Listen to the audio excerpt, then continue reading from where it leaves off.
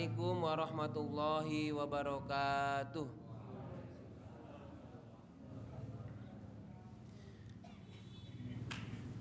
Innal hamdalillah nahmaduhu wa nasta'inuhu wa nastaghfiruh wa na'udzu billahi min sururi anfusina wa min sayyiati a'malina.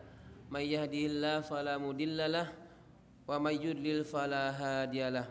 Asyhadu an la ilaha illallah wahdahu la syarikalah wa asyhadu anna Muhammadan abduhu wa rasuluh la nabiyya ba'dah. Allahumma sholli ala Muhammad wa ala ali Muhammad. Amma ba'd. Hadirin jamaah kajian malam Rabu Pasolatan Masjidul Huda 19 rahimakumullah. Mari kita awali terlebih dahulu dengan bersama membaca doa. A'udzu billahi minasy syaithanir rajim.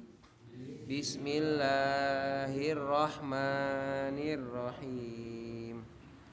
Asyhadu an la ilaha illallah wa asyhadu anna Muhammadan abduhu wa rasuluh. Raditu billahi rabba wa bil islami dina wa bi Muhammadin nabiyya wa rasula. Rabbi zidni ilma warzuqni fahma. Amin. Alhamdulillahirabbil alamin. Allah curahkan rahmat nikmat kepada kita semua. Malam hari ini Selasa tanggal 22 Agustus tahun 2023, pertemuan ke-156 kajian malam Rabu Pasolatan di Masjid Nur Huda 19 ini. Kalau kemarin kita membahas beberapa masalah terkait dengan keadaan imam, yaitu hukum imam yang tunanetra atau imam yang tidak bisa melihat, kemudian imam seorang yang ajam yang tidak fasih dalam berbahasa Arab, terutama mengucapkan bacaan-bacaan sholat. Lalu bagaimana imam dengan statusnya sebagai anak yang hasil dari zina. Lalu terakhir, bagaimana jika berimam kepada anak kecil. Nah, malam hari ini masih terkait dengan imam. Nanti biar 6:30 mungkin ya, lebih 5 kita cukupkan. Setelah itu kita ada tanya jawab atau ada masukan-masukan dari jamaah. Malam hari ini kita akan membahas mengenai posisi imam, terutama dua masalah besarnya, yaitu bagaimana posisi imam, posisi berdirinya imam. Saya ulangi ya, yang pertama bagaimana posisi berdirinya imam. Yang kedua, bagaimana sholat jamaah yang imamnya itu sambil duduk atau tidak sambil berdiri. Nah, dua ini yang akan kita bahas malam hari ini. Kita mulai dulu yang pertama, yaitu posisi imam, posisi berdiri imam. Secara umum Bapak Ibu sudah paham betul, imam, namanya imam itu kan di depan, dijadikan imam itu untuk diikuti, yaitu apa? Diikuti oleh makmum. Makmum itu artinya yang didepani gitu ya. Jadi yang si ini makmum, nah di depannya itu imam yang memimpin. Yang di sini makmum itu di belakangnya. Itu secara umum. Tetapi ada masalah-masalah ketika bagaimana kalau hanya satu orang jamaah. Dulu pernah disampaikan. Ini agak mendengung. Enggak masalah ini? Enggak ya? Oke. Jadi secara umum gini, jika imam laki-laki lalu ada satu jamaah, satu makmum, maka posisinya berada di sebelah kanan imam. Sudah. Lalu pertanyaannya, bagaimana jika seorang imam laki-laki, kemudian makmumnya itu satu orang laki-laki, tapi berdirinya di belakang imam. Alhamdulillah. Ini saya mengutip dari pendapatnya Imam Syafi'i dalam kitab Kalau aturannya yang dicontohkan oleh Nabi, yaitu apa? Jika seorang makmum, jika makmum satu orang, maka ia berdiri di samping kanannya imam, sejajar tapi sebelah kanan imam. Lalu kalau kasus, bagaimana kalau si makmumnya itu sendirian tapi di belakang imam? Ini buat Imam Syafi'i. Maka hukumnya adalah makruh. Makmum berdiri di sebelah kiri atau di belakang imam, itu hukumnya makruh jika hanya seorang, meskipun tidak wajib mengulang sholatnya bagi si makmum tersebut. Digampangkan gini, ada seorang imam, lalu ada jamaah seorang makmum, dia berdirinya tidak di samping kanannya. Ini dalam keadaan normal ya, maksudnya di sebelah kanannya tidak ada yang menghalangi. Maka apa? Lalu dia sholatnya berdiri di belakang imam. Kata Imam Syafi'i itu makruh. Atau imamnya berdiri di depan, si makmumnya di sebelah kirinya imam. Maka apa? Kata Imam Syafi'i adalah makruh. Tetapi meskipun makruh, tidak wajib bagi si makmum itu untuk mengulangi sholat jamaahnya atau sholat fardunya. Makruh itu apa Bapak Ibu? Nah, jadi ya boleh dipuji. Jadi kalau dia tidak dilakukan, itu malah mendapatkan pujian. Jadi berusaha supaya tidak melakukan. Ya, jangan sampai dilakukan. Maka dia akan mendapatkan pujian. Jadi hal yang bagus kalau tidak melakukannya. Berarti kalau melakukannya ya tidak dosa, tapi sebaiknya tidak dilakukan. Itu makruh. Jadi kalau Bapak Ibu sholat jamaah ada sama-sama laki-laki atau sama-sama perempuan, maka apa? Tidak di belakang atau di samping kiri imam, karena makruh hukumnya. Lalu yang baik, yang benar yang bagaimana? Di sebelah kanannya imam. Nah, ini sudah paham semua. Lalu ada bagaimana kalau masalah misalnya masbuk atau ada imam, ada yang sholat itu si makmum, lalu di pinggir sana mepet ke tembok. Ada makmum baru lagi mau masbuk, mau jadi makmum dari yang makmum masbuk itu menjadi imam, gitu, dijadikan imam. Lalu bagaimana? Kalau ke kanan nggak bisa mepet karena tembok, maka apa? Ya di belakang. Jadi belakangnya si imam, karena keadaannya beda. Itu karena ada penghalang tembok. Ya. Ini kalau dalam keadaan normal. Lalu bagaimana jika seorang imam laki-laki lalu satu makmum perempuan? Dulu pernah disampaikan. Di mana letaknya? Posisinya di mana? Di belakang imam, persis di belakangnya imam. Bukan di kanannya, bukan di kirinya, tapi di belakangnya imam persis. Jika makmumnya perempuan, imamnya laki-laki, terus makmumnya satu orang perempuan, maka apa? Di belakangnya imam. Termasuk apabila itu si banci. Banci juga seperti perempuan, dia letaknya di belakang imam. Itu jaraknya berapa Pak? Jaraknya antara imam dan makmum? Ya. Terima kasih. Berapa jaraknya? Nah, ini tidak disebutkan secara rinci jarak antara imam dengan makmum. Kalau dihitung pakai satuan meter misalnya, atau berapa hasta atau berapa tombak, saya tidak sampai saat ini belum menemukan jarak antara imam dengan makmum harus berapa. Tapi disebutkannya adalah di belakang. Lalu patokannya bagaimana? Setidaknya antara jarak si imam dengan si makmum itu tidak sampai bersentuhan. Ya, jangan sampai terlalu dekat. Ya normal kalau di sini misalnya imam seorang laki-laki, makmumnya perempuan, sekitar dilewati satu soft untuk kalau misalkan laki-laki datang, maka yang perempuan di yang soft barisan keduanya. Tetapi kalau ruangannya terbatas, maka apa? Ya sudah, maju lagi. Jadi tidak disebutkan berapa jaraknya antara imam dengan makmum yang satu perempuan atau satu banci. Ya. Kalau musola di sini, imamnya di sini, perempuannya di sana, wah itu malah seperti jarak jauh ya. Ya, malah ada yang lewat wirawiri. Maksudnya tadi itu, kenapa kok di sini dikosongkan? Siapa tahu ada jamaah laki-laki susulan datang. Antisipasi. Kecuali kalau jelas di rumah. Di rumah jelas kan yang datang, di rumah itu hanya suami dan istri. Ya sudah, itu aja, nggak usah ledak dikasih jarak segala ya. Jauh gitu, nggak usah ya. Cukup satu langsung aja. Ini suami, imamnya, istrinya di belakangnya persis. Karena yakin tidak ada lagi yang mau sholat di depannya si istri. Kenapa? Di rumah ya.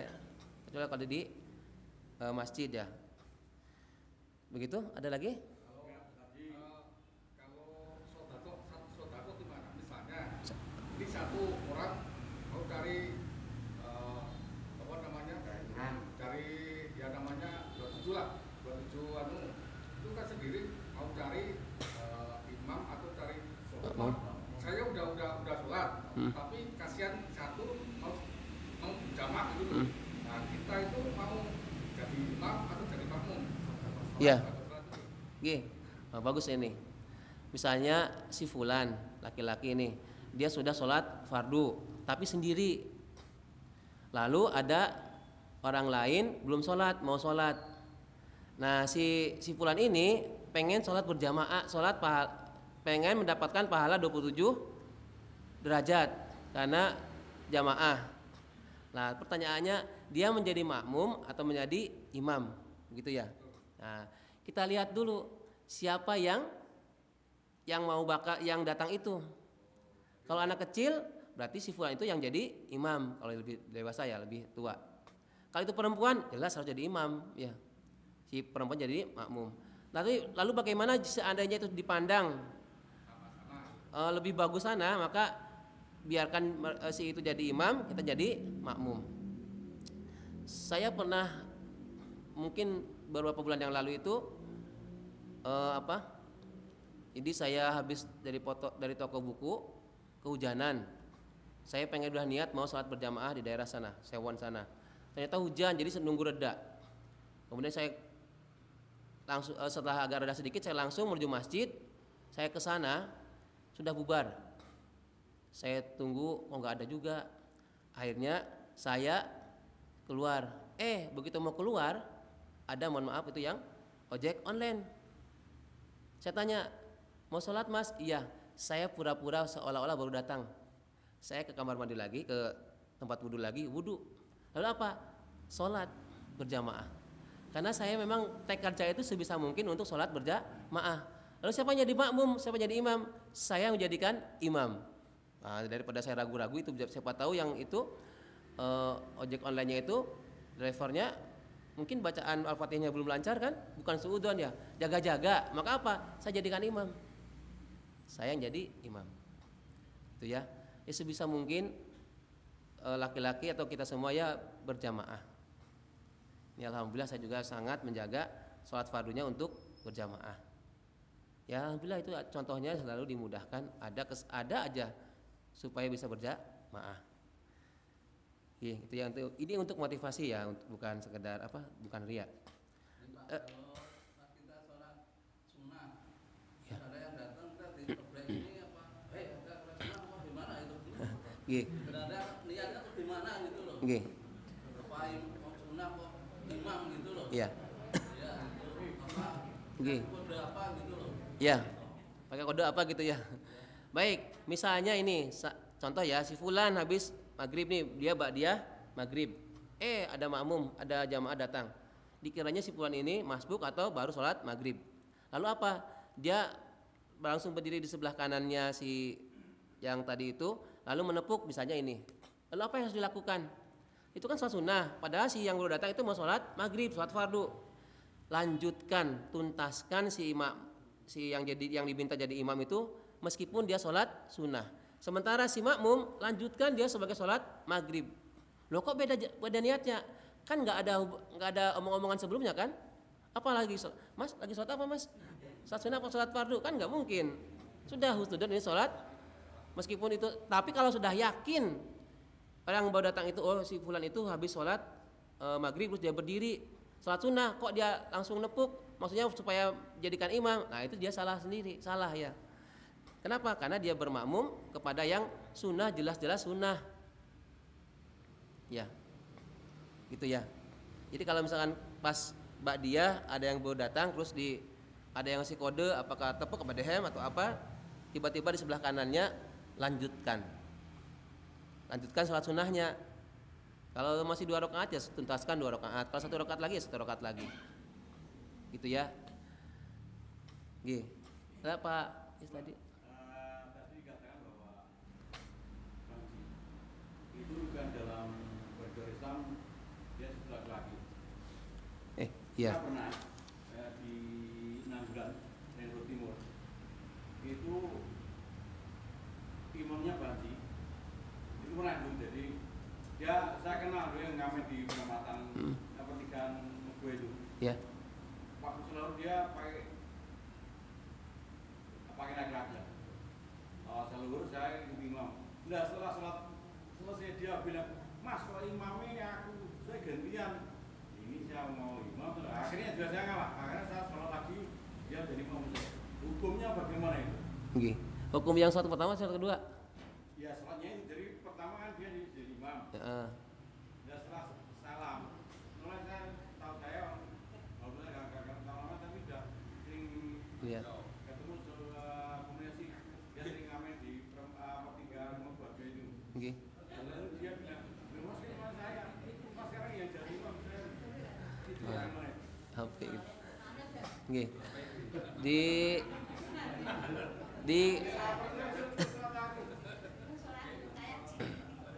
Oke.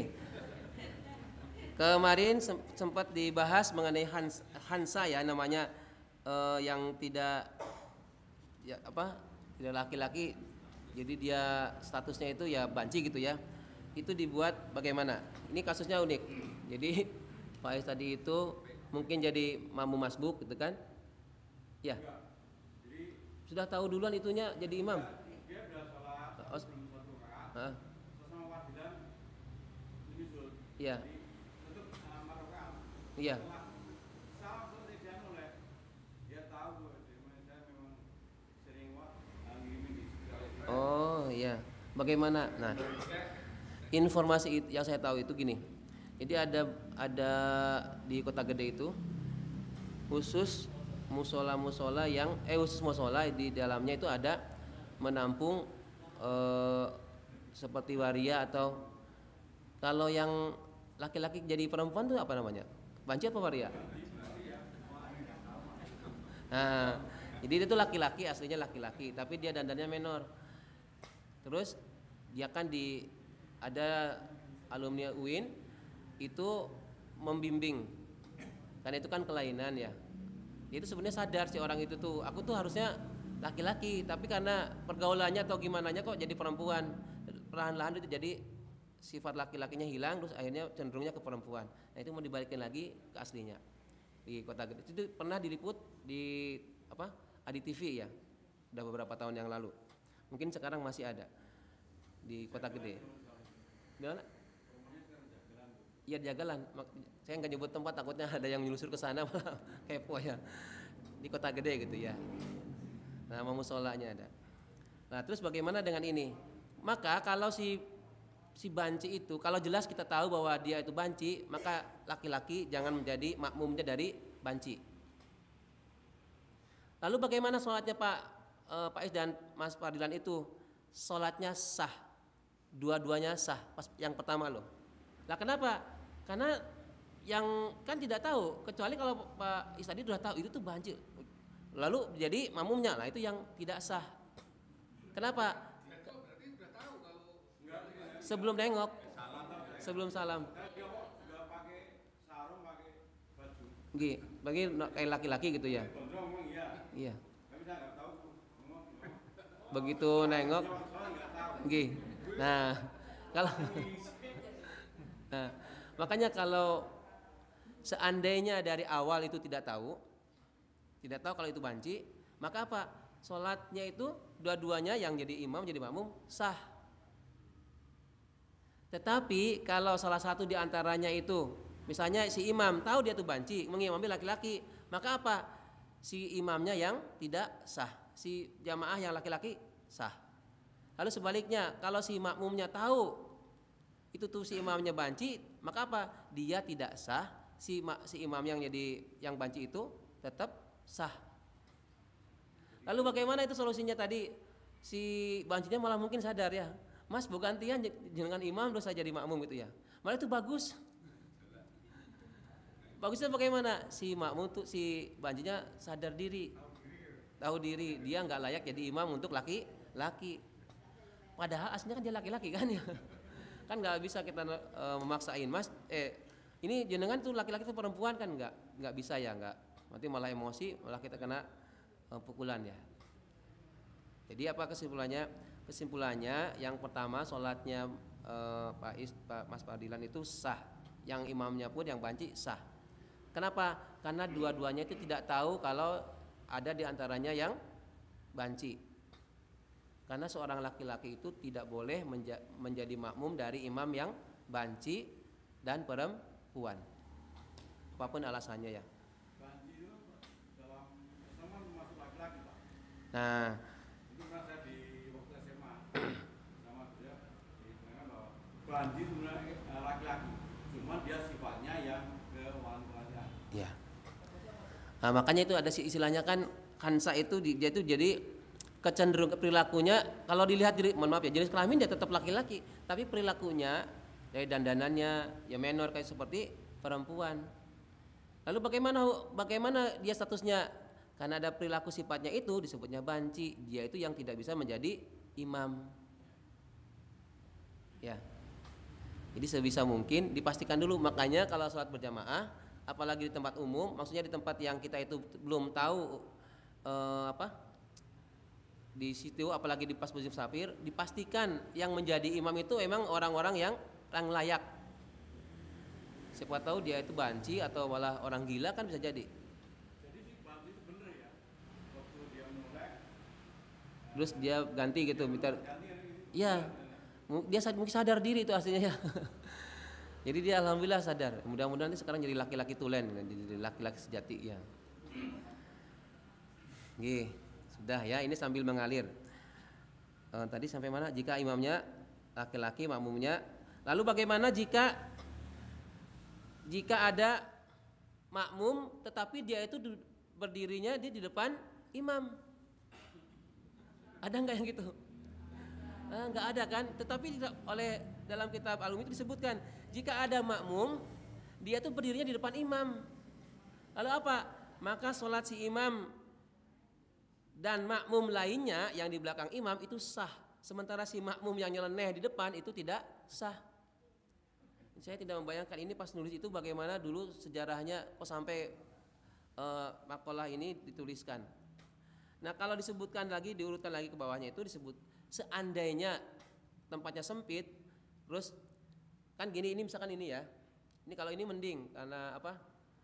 Seandainya imam itu ini masih bablas terus, ternyata di sini tuh imamnya di sini hampir lurus gitu ya, bukan lurus dari kiblat arah kiblatnya, tapi lurus bablas ke sana, itu kan bisa jadi si makmum lebih depan daripada si imam kan. Nah itu yang dilarang, si makmum di sana itu nggak bisa. Jadi kalau istilah matematik itu kan kalau suatu titik ditarik garis, dia akan suatu saat akan bertemu pada titik tertentu. Ya, ini dia akan ketemu di sana. Tapi di sini kan kita aman, insya Allah ya. Paling mentok kan ini di sini, nggak mungkin melebihi imam. Ini jika ada makmum di depan imam, maka sholat si imam dan makmum lainnya sah. Sementara si makmum yang di depan imam itu tidak sah. Ini sepertinya nyeleneh, tapi ini ada dalam nas kitab Al-Um ya, nanti bisa dicek. Lalu ini beda lagi kalau jamaah di depan Ka'bah ya, Mas Endik yang kemarin atau yang sudah ke sana. Jadi kan karena Ka'bah ini titik pusatnya, kemudian yang sholat berjamaah itu kan mesti membuat lingkaran. Meskipun membuat lingkaran, tapi jangan sampai melebihi atau mendahului dari imam. Misalnya lah ya, kalau dibuat garis jarinya. Ini misalnya nih Ka'bah. Ini si imam, kan imam mesti menghadap ke sini. Sini jaraknya misalnya dari sini misalnya berapa meter. Maka apa? Dalam radius ke sana itu jangan sampai ada yang melebihi dari radiusnya si Ka'bah dengan imam. Misalnya di sini ada yang leneh di depan itu. Kan jauh dari imam. Nah, enggak, tetap harus imam di depan. Meskipun dia posisinya itu muter, kan seolah-olah imam dengan makmum berhadapan. Ya kan? Ya enggak Mas Endik? Ka'bah itu kan tengah. Apa terus ini misalnya ini Ka'bah. Yang dari sini kan mesti dia menghadap ke Ka'bah kan? Yang di sini ke Ka'bah. Ini ke Ka'bah, ini ke Ka'bah. Misalnya imam posisi di sini, tek. Ya makmum sana semua kan muter gitu. Lalu ada yang di sini, makmum. Loh kok makmum sama imam berhadap-hadapan? Ini karena posisi di Ka'bah di Mekah. Enggak apa-apa karena di sini Ka'bahnya kan menghadap Ka'bah. Tetapi jaraknya, radiusnya itu harus jangan melebihi imam. Ya. Imamnya itu di belakang makmum. Ketika haji. Di belakang makmum. Posisi imamnya di Si, belakang itu dia di lingkar luar. Iya, ada yang di depannya makmum, ada yang di depannya imam. Ada akhirnya. Mungkin kondisinya Saking kredit mungkin. haji. Ya kan, iya memang. Kecuali pas haji loh ini kan di pas Ka'bah ini di Ka'bah, maksudnya bukan dalam posisi haji. Itu kan mesti tidak melebihi dari si imam.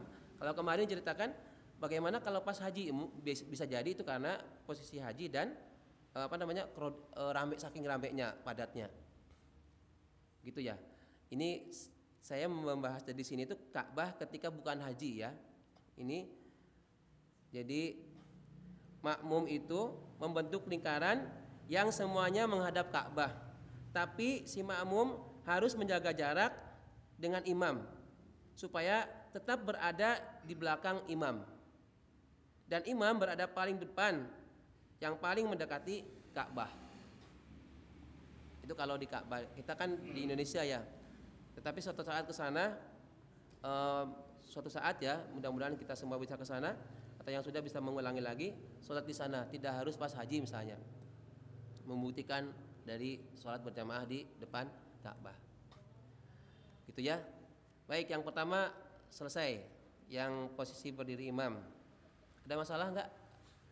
Satu lagi, itu misalnya imam salah, terus makmum gimana maksudnya mau ngasih kode gimana? Ya, yang pas di mana ini? Yang posisi berdiri normal ini ya? Kan begini, tapi udah lama. Itu sungguh-sungguh tadi dulu di sini, tapi udah apa? Nanti kan belakang sini. Kalau dulu masuk salah, nah, ini kan imam gitu ya.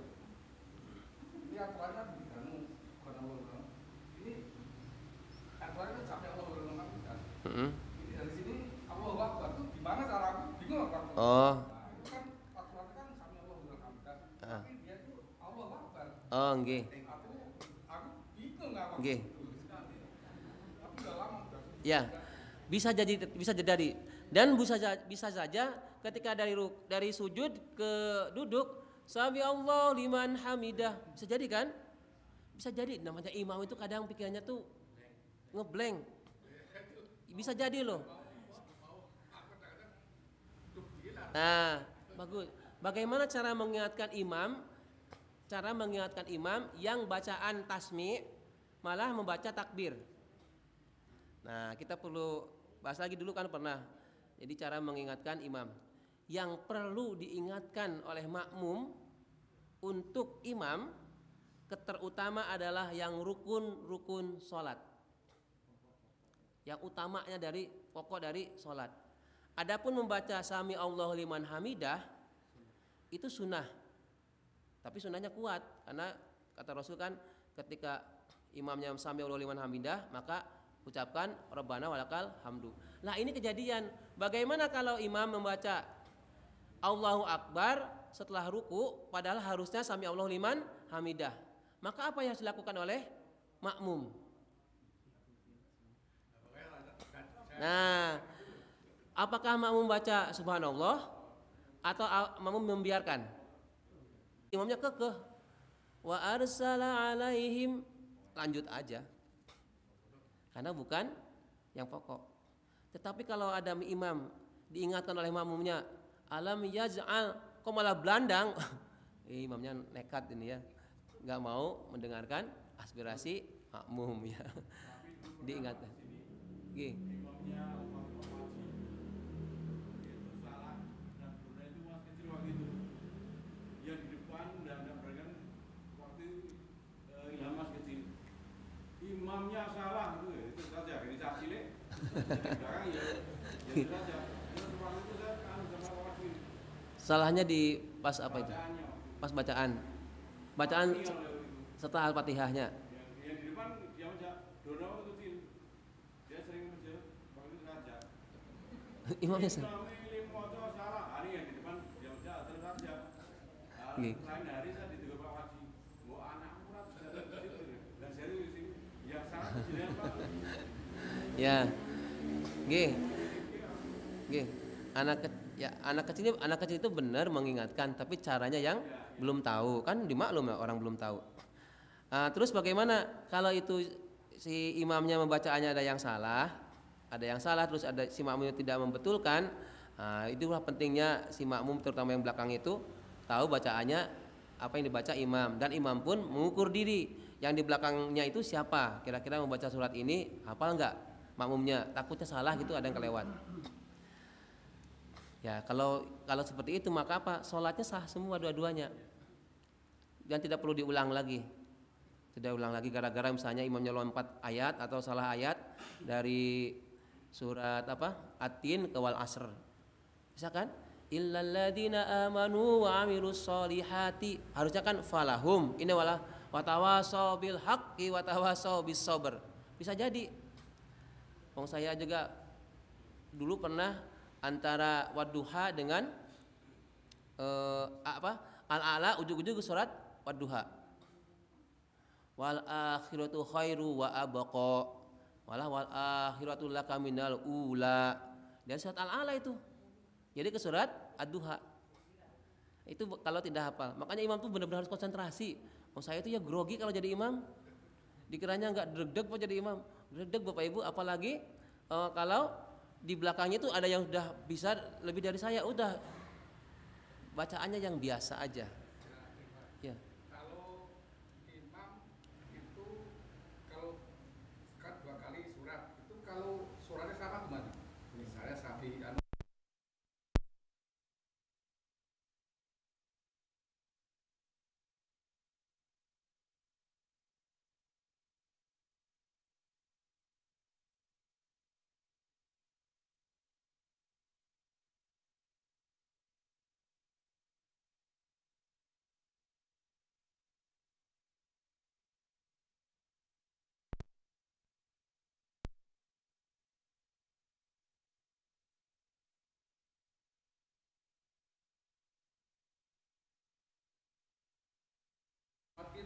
di lapangan tuh. Oke. Ya bisa jadi terjadian ya. Jadi antara ada beberapa ayat yang mirip-mirip. Kalau tidak konsentrasi itu bisa buyar, bisa beralih ke surat yang lain. Lalu pertanyaan tadi, bagaimana jika seorang imam membaca surat atau ayat setelah Al-Fatihah pada rakaat pertama dan rakaat kedua itu sama? Maka hukumnya boleh. Dulu ada pernah sahabat itu setelah Al-Fatihah kulhu. Rakaat kedua setelah Al-Fatihah kulhu meneh. Terus sahabat yang lain komplain kepada Nabi, ya Rasul, ini ada orang, ini sahabat ini naik ngimami mesti kulhu bar Al-Fatihah. Rakaat pertama kulhu, rakaat kedua kulhu. Ya. Lalu kata Rasul itu, bahasa kitanya itu, ya apa yang membuatmu, ditanya ke imam yang membaca kulhu, apa yang membuatmu kok baca kulhu meneh, kulhu lagi, karena saya suka dengan surat itu. Ya, mudah-mudahan dengan kesukaanmu terhadap surat itu akan membawamu ke dalam surga. Tapi jangan jadikan alasan iki imam mesti paut tina imam nera kulhu kuliah misalnya. Sampai kan ada imam waktu kecil ya. Itu Pak Imam Pak Kulkul ya. Nanti kalau enggak kalau binas kalau palak, oh ya kulkul terus Pak Kulkul. Kalau enggak kuliah, kalau maghrib itu kuliah. Sama dengan kemudian idza jaa, terus-terusan. Ya, terakhir mau pertanyakan, Ya. pulang ke desa, kita dibaca terus Imam, iya. Kebetulan badan saya kan tajwidnya kurang bagus.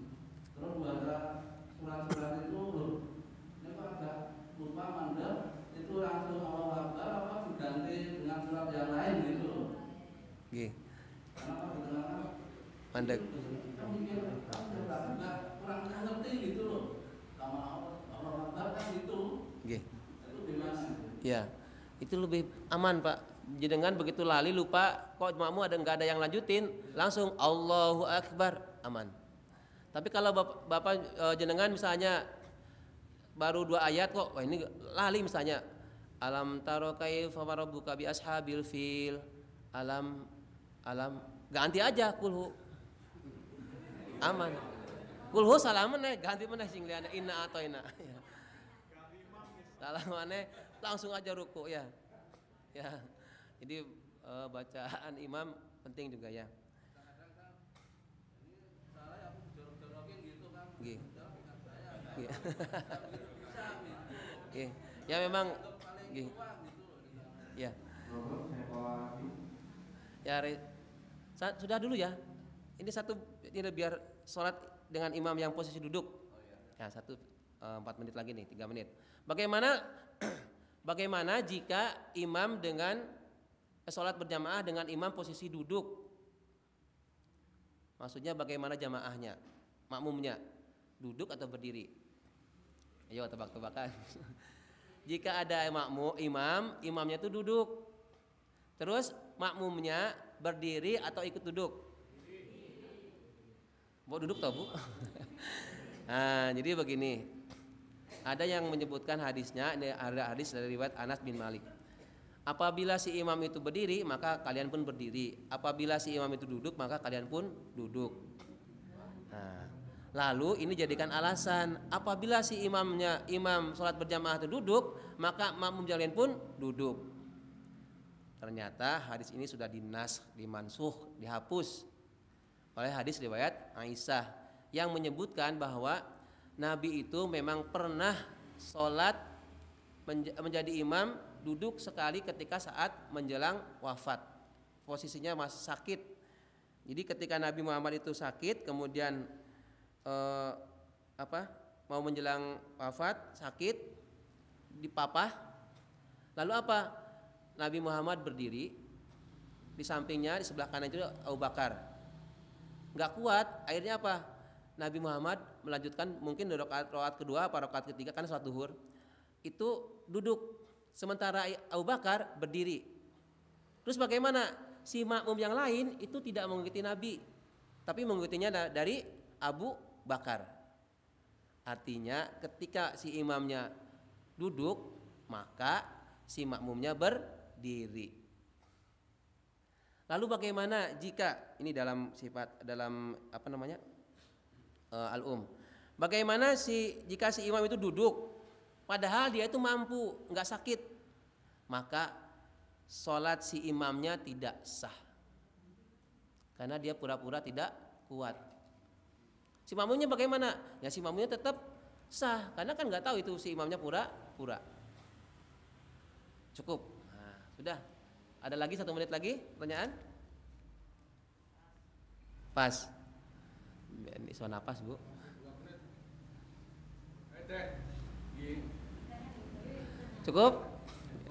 Cukup aja ya, biar agak panjang istirahatnya. Mari kita akhiri dengan bersama membaca doa kafaratul majelis. A'udzubillahi minasyaitonirrajim. Bismillahirrahmanirrahim. Subhanakallahumma wa bihamdika asyhadu an la ilaha illa anta astaghfiruka wa atubu ilaik. Alhamdulillahi rabbil alamin. Assalamualaikum warahmatullahi wabarakatuh.